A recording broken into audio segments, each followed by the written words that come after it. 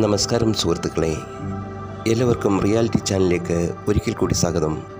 1989 Ramji Rao speaking റിലീസാകുന്നു. Siddique Lal കൂട്ടുകെട്ടിലെ ആദ്യ പടം. സിനിമയുടെ ക്ലൈമാക്സ് പോകുന്നത് ഒരു പാട്ടിലാണ്.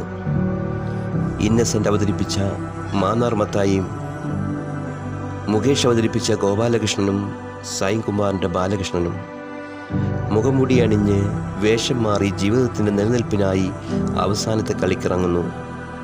ഗാനം എങ്ങനെയാണ്? കളിക്കളം ഇത് കളിക്കളം, പടക്കളം ഇത് പടക്കളം. ഇതിൻ്റെ music programmer Shri AR Rahman ആണ്. ഇന്ന് ലോകത്തിലെ ഏറ്റവും മൂല്യമുള്ള സംഗീത സംവിധായകൻ. ഇന്ന് ഏറ്റവും കൂടുതൽ പ്രതിഫലം വാങ്ങുന്ന ഇന്ത്യൻ മ്യൂസിക് സംവിധായകനും ശ്രീ AR റഹ്മാനാണ്. എടാ ചെറുക്ക മണ്ട, നീ ഇതിലും ഭേദം പിച്ചച്ചട്ടിയുമായി കവലകൾ തോറും തെണ്ടാൻ പോകുന്നതാണ് എന്ന് തൻ്റെ സ്കൂൾ ടീച്ചർ മുഖത്തടിച്ചതുപോലെ അവൻ്റെ അമ്മയുടെ മുൻപിൽ വെച്ച് പറഞ്ഞു. 1967 ജനുവരി 6 അന്നത്തെ മദ്രാശിയിൽ സംഗീത സംവിധായകൻ RK ശേഖറിൻ്റെ മകനായിട്ടാണ് ദിലീപ് കുമാർ ജനിച്ചത്. അദ്ദേഹത്തിൻ്റെ പഴയ പേരാണ് ദിലീപ് കുമാർ.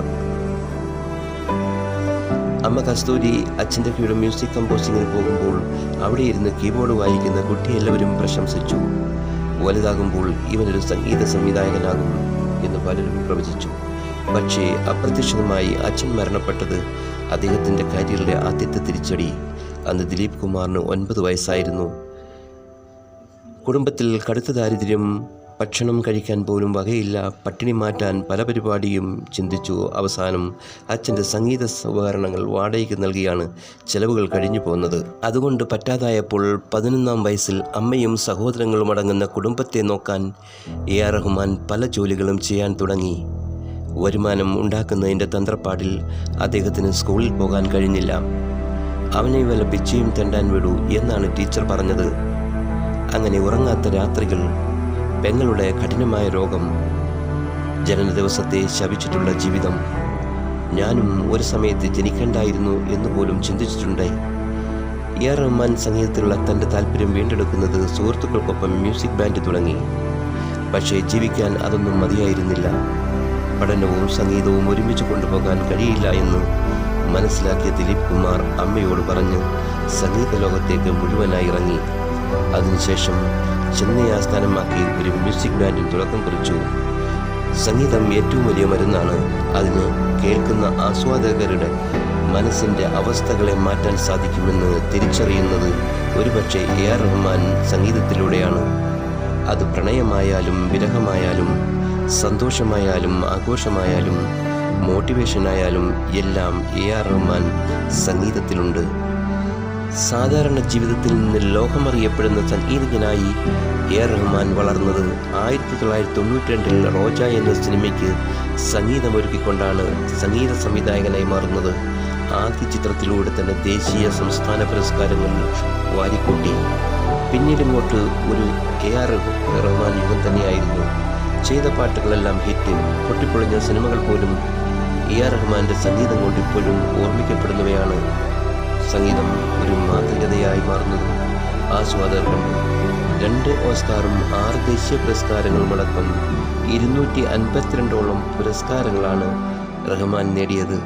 പ്രിയപ്പെട്ടവരെ, നമ്മുടെ ജീവിതത്തിനും ഒരു തകർച്ചയുണ്ടെങ്കിൽ എൻ്റെ അനുഭവം വെച്ച് ഞാൻ പറയാം, ഒരു ഉയർച്ചയുമുണ്ട്. നാം എന്തിനൊക്കെ വേണ്ടി മനസ്സ് പിടഞ്ഞിട്ടുണ്ടോ അതിനെല്ലാം എണ്ണി എണ്ണി നന്മയ്ക്ക് മറുപടി ലഭിക്കും. ഒരു പക്ഷേ എന്നെ കേൾക്കുന്ന നിങ്ങൾ ഒരു ഭീകര തകർച്ചയിലൂടെയായിരിക്കാം ഇപ്പോൾ പോകുന്നത്. എടുത്താൽ പൊങ്ങാത്ത ഭാരവും കഴുത്തിൽ പേറി നടക്കുന്ന വ്യക്തിയായിരിക്കാം. ജീവിതമങ്ങ് അവസാനിപ്പിക്കട്ടെ എന്ന് ചിന്തിച്ച വ്യക്തിയായിരിക്കാം.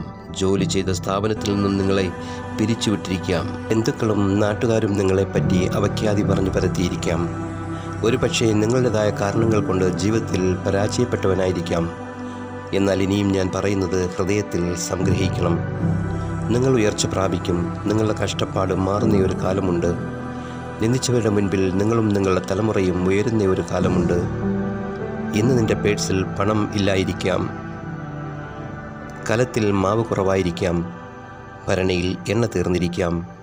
എന്നാൽ ഞാൻ പറയട്ടെ, നിന്റെ പേഴ്സിൽ നിനക്ക് ആവശ്യത്തിനുള്ള പണം, കലത്തിലെ മാവ് കുറയാത്ത ഭരണിയിലെ എണ്ണ കവിഞ്ഞൊഴുകുന്ന ഒരു കാലവുമുണ്ട്. നീ അനുഭവിക്കുന്ന ഈ കഷ്ടത്തിന് ഒരു വിരാമമുണ്ടെന്ന് ഉറപ്പാണ്. വേദനയും കടവും രോഗവും നിരാശയും നിന്ദയും അപവാദവും ഒറ്റപ്പെടുത്തലും തിന്നുകളഞ്ഞ സവത്സരങ്ങളെ ദൈവം നിങ്ങൾക്ക് മടക്കിത്തരും. നിങ്ങളൊരു അനുഗ്രഹമായി മാറും. ഇനിയും വായ്പ മേടിക്കുന്നവരെല്ലാം വായ്പ കൊടുക്കുന്നവരായിത്തീരും. എല്ലാം നശിച്ചു എന്ന് ചിന്തിച്ച ഒരു സമയമുണ്ടെനിക്ക്. ആ കാലങ്ങളിൽ മനുഷ്യരെ എൻ്റെ തലയിൽ കൂടി ഓടുവാണോ എന്ന് ഞാൻ ചിന്തിച്ചു പോയ സമയങ്ങൾ. ഒരുപക്ഷെ മറുവശത്തുകൂടി അവിടെയെല്ലാം ഞാൻ ശക്തനാവുകയായിരുന്നു. അന്ന് ഞാൻ മനസ്സിലാക്കി, പ്രശ്നങ്ങളിൽ കൂടിയാണ് ഞാൻ ശക്തനാകുന്നതെന്ന്. ഈ പറഞ്ഞ വാക്കുകൾ ശ്രീ AR റഹ്മാൻ്റേതാണ്. ഈ കഥ നിങ്ങൾക്ക് ഇഷ്ടപ്പെട്ടുവെങ്കിൽ പ്ലീസ് ലൈക്ക് ചെയ്യുക, ഷെയർ ചെയ്യുക. Have A nice day.